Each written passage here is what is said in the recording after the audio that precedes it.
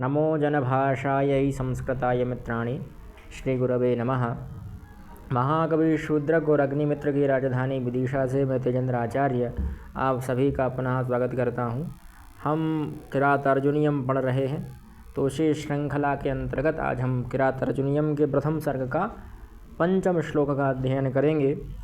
इससे पूर्व हम पूर्व के 4 श्लोकों का अध्ययन कर चुके हैं और एक सूक्ति भी हमने पढ़ी थी, है ना। हितन मनोहारी च दुर्लभम वचः, हितम मनोहारी च दुर्लभम वचः। हितकारी और मनोहारी वचन सदैव दुर्लभ होते हैं, है ना। अब अगला श्लोक देखते हैं, ये भी वंशस्थ में ही है। सखिन सखा साधुना शास्ति योधिपम हितान्न यः शृणुते सखिं प्रभुः सदानुकूलेषु हि कुर्वते रतिं नृपेष्वमात्येषु च सर्वसंपदः। बड़ा ही सुंदर श्लोक है ये, है ना। यहाँ भी वही अपने गुणों का और राजा के गुणों का वर्णन कर रहा है कि किस प्रकार से एक राजा को होना चाहिए और उसके सेवक को कैसा होना चाहिए, यह बहुत आ रहा है। सखिन सखा साधुना शास्ति योधिपम हितान्न यः शृणुते सखिं प्रभुः सदानुकूलेषु हि कुर्वते रतिं नृपेष्वमात्येषु च सर्वसंपदः। अन्वय है कि यह अधिपम साधुम, सबसे पहले किसी भी श्लोक का अगर हमें अर्थ जानना हो तो मैंने उस दिन भी बताया था, जिस दिन मेरा पहला वीडियो बनाया था मैंने किरात अर्जुनीयम का, कि सबसे पहले कर्ता ढूंढना चाहिए, फिर उसके अनुसार क्रिया देखनी चाहिए, क्रिया किस वाच्य की है ना, कर्ता किस वाच्य का है इत्यादि। कर्ता कितने हैं, क्या विशेषण है, क्या विशेष्य है, क्या संबोधन है और क्या सर्वनाम है इत्यादि। इन सब का जब ध्यान कर लेंगे आप, इसके बाद विभक्तियाँ देखिए, कहाँ करण है, संप्रदान कहाँ है, अपादान कहाँ है, संबंध कहाँ हो रहा है। जब इन सब को ध्यान में ले लेंगे तो एक अच्छी आप वो बना लेंगे अन्वय। तो सबसे पहले अन्वय में हम लेते हैं कर्ता को। यह यद शब्द है मूलतः, यद का पुल्लिंग में यह रूप बनता है, यह मतलब जो। अधिपम, यह मतलब जो, और अधिप, अधिप मतलब होता है सम्राट, राजा, स्वामी, है ना। जो शासन करता है वो अधिप होता है। ऐसे जो व्यक्ति, जो पुरुष अथवा जो नर अधिप अर्थात स्वामी को, अपने राजा को, अपने सम्राट को, है ना। साधु, साधु मतलब अच्छे प्रकार से। न शास्ति, न मतलब नहीं, और शास्ति मतलब होता है वैसे शास्त्री धातु जो है वो शासन करने अर्थ में है, पर यहाँ मार्गदर्शन के अर्थ में है, सलाह के अर्थ में है ना।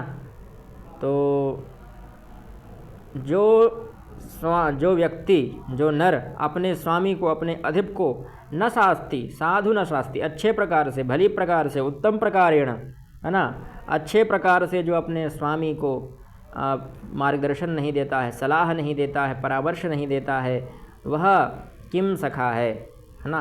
कहाँ लिखा है किम सखा, किन सखा। तो कुत्सितः सखा, कुत्सितः सखा इति किन सखा, है ना। जो कुत्सित सखा है, बुरा, कुत्सित मतलब होता है बुरा, तो जो बुरा सखा है वह होता है किम सखा। ये कुगति प्रादय इत्यादि के अंतर्गत आ जाते हैं, है ना। तो वह किम सखा है, यानी वह अच्छा मित्र नहीं है। मित्र मतलब यहाँ मंत्री का अर्थ लेना है, यहाँ आपको उसको सेवक का अर्थ भी ले सकते हैं, मंत्री का भी अर्थ ले सकते हैं। देखिए एक साहित्य दर्पण में एक उक्ति आई है, अब मुझे उक्ति याद नहीं आ रही है, तो वहाँ उन्होंने, हाँ, संयोगे विप्रयोगश्च, ऐसा एक श्लोक है साहित्य दर्पण में। उन्होंने कहा कि संयोग से, विप्रयोग से आपको शब्दों के अर्थ ग्रहण करने पड़ते हैं। तो मैं कह रहा हूँ कि शास्त्री का यहाँ अलग अर्थ है और जो हमारा अधिपम इसका अलग अर्थ है।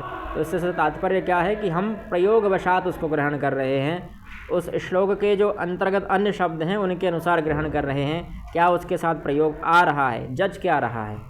जैसे एक शब्द है हरि, बहुत ही प्रसिद्ध शब्द है हरि, पर इसके 16 अर्थ होते हैं। हमें कौन सा अर्थ ग्रहण करना है किस स्थान पर, तो उसके लिए हमें चाहिए संयोग विप्रयोग इत्यादि, है ना। ऐसे ही शारंग शब्द भी है, शारंग, है ना। ऐसा है सारंग भगवान राम का धनुष भी है, मोर को भी कहते हैं, है ना, हिरण को भी कहते हैं। तो सारंग का कहाँ क्या अर्थ ग्रहण करना है, यह कौन बताएगा आपके लिए? यह आपको आसपास के शब्द बताएंगे। उसी प्रकार से एक शब्द और है अंगद।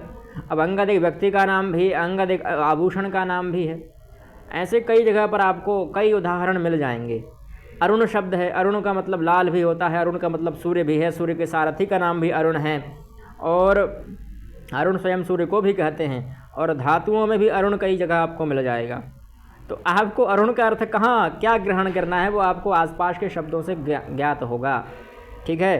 तो इसीलिए आसपास के शब्दों की बहुत महत्वपूर्ण भूमिका है। इसलिए कह रहे हैं कि यहाँ सखा का अर्थ मंत्री भी ले सकते हैं, सेवक भी ले सकते हैं और मित्र भी ले सकते हैं।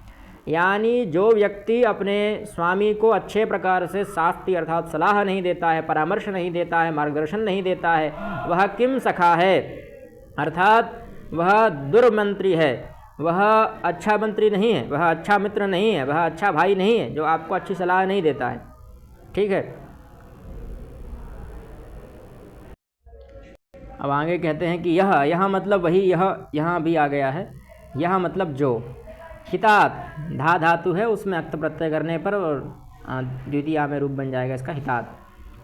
पंचमी में रूप बनेगा हितात, जैसे रामात बनता है वैसे पंचमी में हितात बनेगा हित शब्द का। तो जो व्यक्ति, यह मतलब जो व्यक्ति, हितात अर्थात जो हितकारी व्यक्ति है, हित चाहने वाला व्यक्ति है, वह न अर्थात नहीं, और सम उपसर्ग पूर्वक श्रू श्रवणे धातु है, और उसका लट लकार में एक वचन है, प्रथमा एक वचन का रूप है ना, प्रथमा नहीं, प्रथम पुरुष एक वचन का रूप है। धातुओं में कहाँ विभक्ति आ गए, तो यह प्रथम पुरुष एक वचन का रूप है। जैसे लभते रूप बनता है, सेबते रूप बनता है, उसी प्रकार शृणुते रूप बनता है ना। अणुधा नीचे गोल कर दिया है। तो सम उपसर्ग है, तो सम मतलब होता है अच्छे प्रकार से, भले प्रकार, अच्छे प्रकार से, अच्छे प्रकार से जो सुनता नहीं है, क्या नहीं सुनता, हितकारी की बातों को। जो व्यक्ति हितैषी व्यक्ति से अच्छे प्रकार की बातें नहीं सुनता है, वह व्यक्ति क्या होता है, सह किम प्रभु, सह मतलब वह, हटिए प्रभु, सह मतलब वह, और किम प्रभु मतलब कुत्सितः प्रभु। जैसे किम सखा का मतलब है कुत्सितः सखा, उसी प्रकार से किम सखा, किम प्रभु का अर्थ है कुत्सितः प्रभु। यानी वह व्यक्ति दुष्ट स्वामी है, वह असभ्य स्वामी है, उसको स्वामी के धर्म मालूम नहीं है। अगर आप स्वामी बने हैं तो आपको सेवक की कड़ी बातों को सुनना होगा जो आपके हित की हैं। आपको अपने हितकारी के हितैषी व्यक्ति की हितकारी वचन सुनने पड़ेंगे, पर हितकारी जो वचन होते हैं वो सदैव कड़वे होते हैं। पहले ही कह दिया उन्होंने कि हितम मनोहारी च दुर्लभम बचा, हितकारी वचन सदैव दुर्लभ होते हैं, और हितकारी भी हों और मीठे भी हों, ऐसे वचन सदैव दुर्लभ होते हैं। तो इसीलिए कह रहे हैं कि ऐसा व्यक्ति जो अपने राजा के साथ अच्छा व्यवहार नहीं करता, राजा को अच्छा सलाह नहीं देता है, वह व्यक्ति भी कुत्सित सखा है, कुत्सित मंत्री है, कुत्सित भाई है, कुत्सित सेवक है। और ऐसा प्रभु जो अपने सेवक की, अपने मंत्री की, अपने भाई की, अपने जो अनुजीवी हैं, छोटे छोटे जो उनके काम करने वाले हैं, उनकी सलाह नहीं स्वीकार करते, अच्छी सलाह स्वीकार नहीं करते हैं, ऐसे जो प्रभु हैं, ऐसे समर्थ जो हैं, ऐसे शक्तिशाली लोग जो हैं, ऐसे प्रभु लोग जो हैं, वह भी किम प्रभु हैं, कुत्सित प्रभु हैं। इसीलिए कहते हैं ही मतलब क्योंकि नृपेशु, नृप शब्द है, उसका सप्तमी में से रामेशु बनता है, वैसे नृपेशु, और उसका एक और नृपेशु और अमात्येषु चा। अब देखिए यहाँ विशेषण क्यों नहीं हो रहे हैं, क्योंकि चा का प्रयोग है, चा मतलब और भी होता है, इसलिए कह रहे हैं कि नृपेशु और अमात्येषु। अमात्य अगर आप जानते हो, अमात्य कहते हैं मंत्रियों को, नृप मतलब होता है राजा। उस दिन भी मैंने बताया था, नृपाति ही थी नृपः, जो जनता की, नरों की रक्षा करता है। नृ शब्द है, उसका द्विवचन का रूप है, उसका द्वितीय बहुवचन का रूप है नृन। और नृपाति अर्थात जो नरों की रक्षा करता है। नर मतलब जो जितने भी लोग उसके अधिकार में आते हैं उनकी रक्षा करता है, वो नृप होता है। तो नृप मतलब राजा, और सप्तमी रूप है, यानी राजाओं में और अमात्यों में, राजा शब्द आया ना, और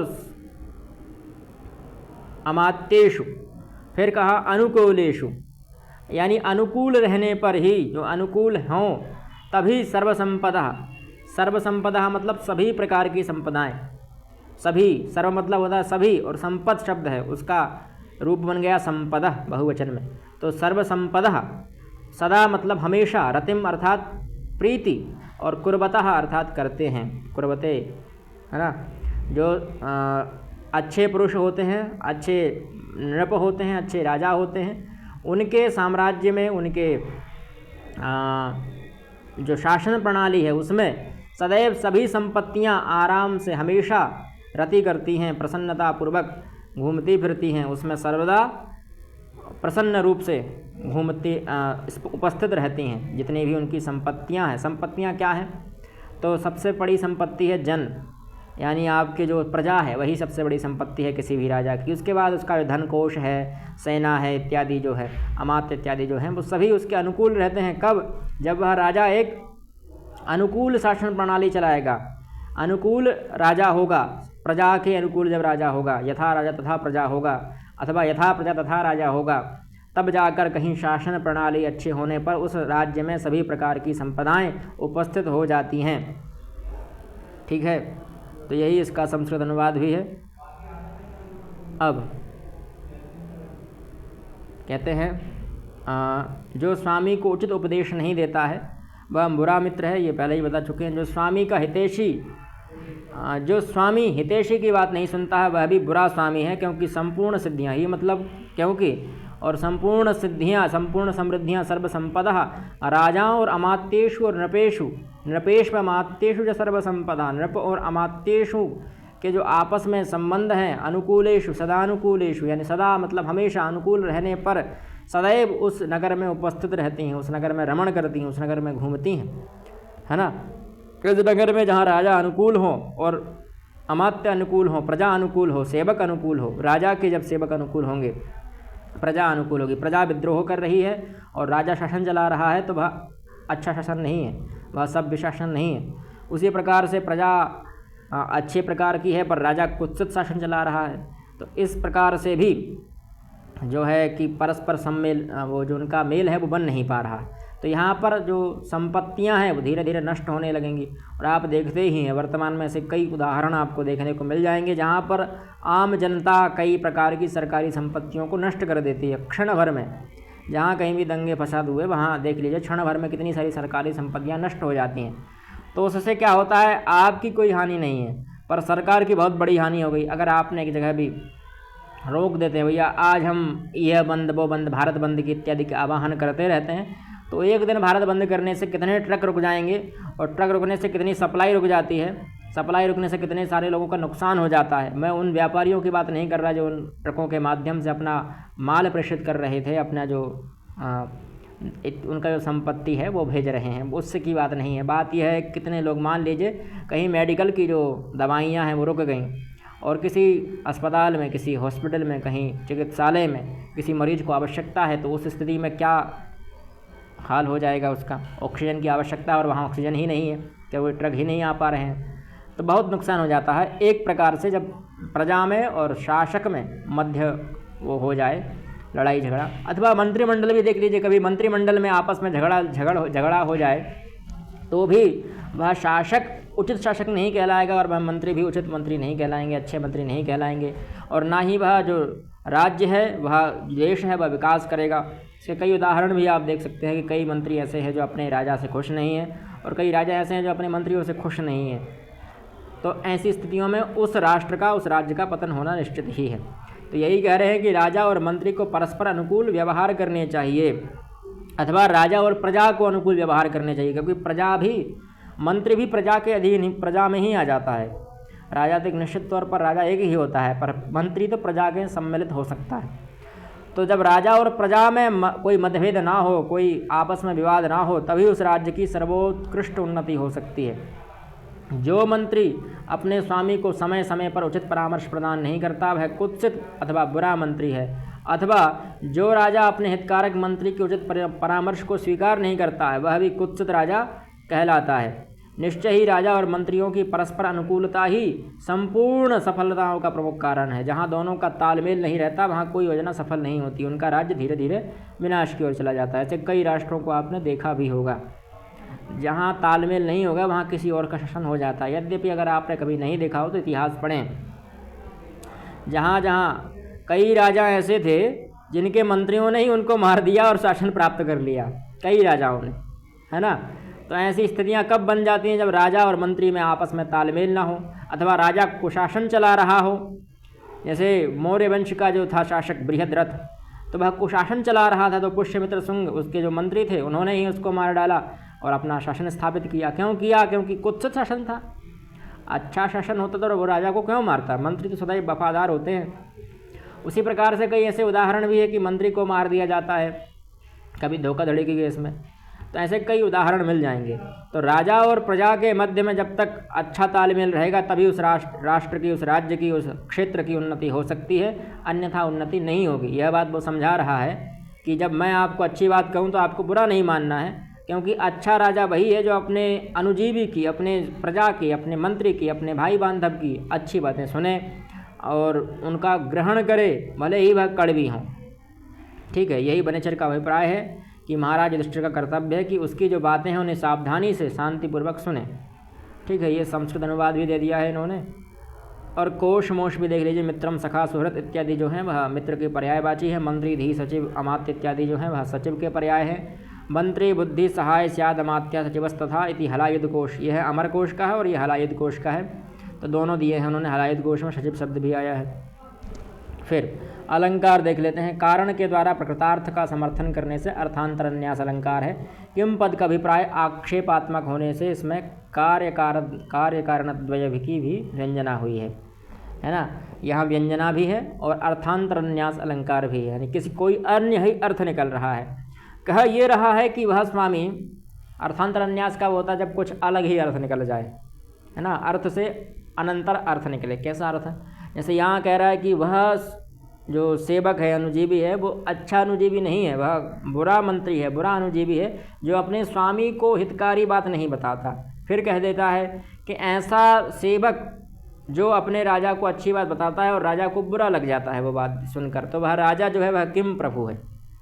तो यहाँ दो बात उसने कही। फिर कहता है कि राजा और प्रजा के मध्य में, राजा और मंत्री के मध्य में, राजा और उसके जो अनुजीवी हैं उनके मध्य में सदा अनुकूलता होनी चाहिए, परस्पर मैत्री भाव होना चाहिए, तभी उस राज्य में सर्व संपदाएँ उपस्थित होती हैं। यहाँ उसने ना युधिष्ठिर का नाम लिया ना खुद का नाम लिया, पर बात उसकी ही हो रही है और युधिष्ठिर की हो रही है, क्योंकि वह बताने वाला है। युधिष्ठिर जो है वो उसकी बातों को सुनकर बुरा ना माने, ऐसा उसका मानना है कि बुरा ना माने, इसलिए वह उनको इतना समझा रहा है। तो यहाँ आप समझ गए होंगे कि अर्थ क्या निकल रहा है, राजा और युधिष्ठिर, वनेचर और युधिष्ठिर का, और बात चल रही है राजा और मंत्री की। ठीक है, तो ये चीज़ें इसलिए अर्थांतरन्यास अलंकार यहाँ पर है। फिर कुछ टिप्पणियाँ, जैसे किम सखा, यहाँ कुत्सितः सखा, यह कर्मधारय समास का उदाहरण है। फिर न शास्ति, इसमें शास्ति जो है वह क्रियापद है, शास धातु है, और इसमें तिप प्रत्यय लट्लकार में शास्त्र रूप बन गया, आदादिगण की है इसलिए द्विकर्मक भी है। और इसमें प्रधान कर्म जो है वो साधु है और गौण कर्म जो है वह अधिप है। फिर हितात में धा धातु है, अक्त प्रत्यय है, और भावे में हितम रूप बन गया, और हित जिसका चाहते हैं वह होता है हितात, हित शब्द बन गया। उसके बाद उसमें अच मत्वर्थी हितः रूप बन गया। फिर आख्यात उपयोगे से पंचमी हो गई तो हितात रूप बन गया। ऐसे ही समश्रुणते, यहाँ समुपसर्ग पूर्वक श्रो धातु से त मतलब आत्मनेय पद का जो प्रथम प्रत्यय है, प्रथम पुरुष का, त अताम झ ये है ना, तो उसमें त प्रत्यय लगा तो संशृणुते रूप बन गया। लट्लकार में किम प्रभु, ये भी कुत्सितः प्रभु कर्मधारय समास है। अमात्येषु अमास है भवाह, इसमें भी अमाल्यप होकर अमात्य रूप बन गया। और तेषु अर्थात सप्तमी में, भावे में सप्तमी तो अमात्येषु बन गया। सर्वसंपदा सर्वाश्रताः संपदाः इति कर्मधारय समास, यहाँ भी कर्मधारय समास हो गया। संपद समुपसर्ग पूर्वक पद धातु है और किप प्रत्यय करने पर, और फिर भाव में जस विभक्ति लगा दी तो संपदा रूप बन गया। सु औ जस प्रथमा बहुवचन का रूप है। रतिम रम धातु है, रम क्रीडायाम रमु क्रीडायाम, किन प्रत्यय है उसमें, जैसे स्त्री में कृति है, स्तुति है इत्यादि में लगता है भाई कितन प्रत्यय है। और अम यानी द्वितीय विभक्ति है, अम आउट शश, तो ये द्वितीय विभक्ति हो गई।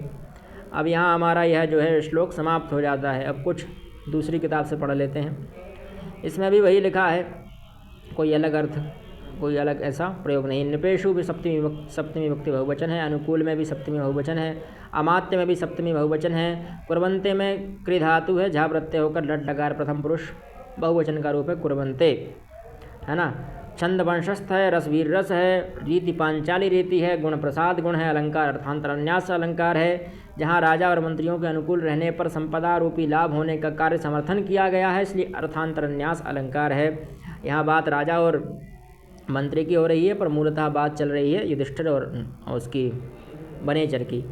अब इस पद्य में बनेचर के माध्यम से यह भी स्पष्ट किया गया है कि राजा और मंत्री के बीच में सामंजस्य होना चाहिए, तभी सभी प्रकार की जो संपदा है वह उस राज्य में उपस्थित हो पाती हैं। यदि राजा और मंत्री में आपस में तालमेल नहीं हो पाता तो वह दोनों ही निंदनीय है, अतः राजा और मंत्री दोनों को अनुकूल बने रहना चाहिए। ठीक है, तो यहाँ पर कुछ ऐसी चीज़ें बताई गई थी। संस्कृत अनुवाद भी देख सकते हैं, हिंदी अनुवाद भी है। किम प्रभु, इसमें भी कुत्सिता प्रभु इति किम प्रभु में कर्मधारय समास, सर्वसंपदा में वही है सर्वाष्ट संपदा, सभी प्रकार की संपदाएं जहाँ होती हैं वो सर्वसंपदा है। ठीक, तो यहाँ पर हमारा यह श्लोक समाप्त होता है। अगली वीडियो में पुनः मिलते हैं, तब तक के लिए जयतु संस्कृतम जयतु भारतम।